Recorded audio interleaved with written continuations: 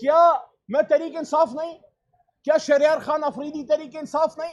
क्या असद कैसर साहब जो इमरान खान साहब का 96 का साथी है वो तहरीक इंसाफ नहीं?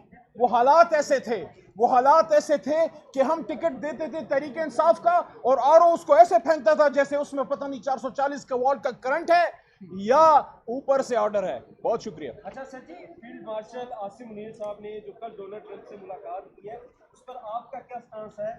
खुशाइंद है, पाकिस्तान के लिए खुशाइंद है या क्या क्या?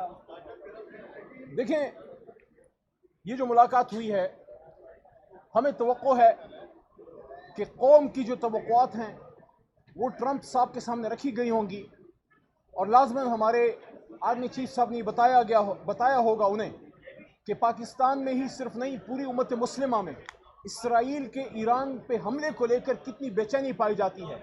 और हमें यकीन है हुकूमतें बदलने से फ़लस्तीन पे, कश्मीर पे हमारा उसूली मौक़िफ़ चेंज नहीं होता। इमरान खान साहब उम्मत मुस्लिमा के साथ खड़े हैं।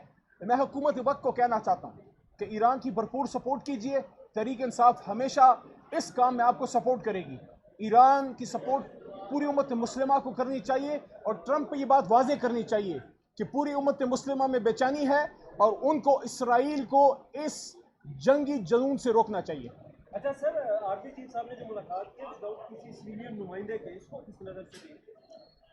ये शहबाज शरीफ साहब को उनका नतीजा मिल गया है कि दुनिया आपको किस नज़र से देखती है। इसलिए तो कहते हैं कि फॉर्म 47 नहीं, फॉर्म 45। शहबाज शरीफ नहीं, इमरान खान। वो इमरान खान था जो शलवार कमीज पहन के, टांग पे टांग रख के, हाथ में तस्बीर रख के, व्हाइट हाउस में आंखों में आंखें डाल के बात करता था।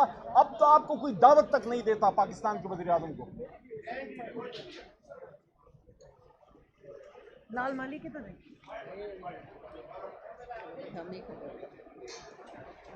राजा साहब भी है ना, पूछ लें उनसे।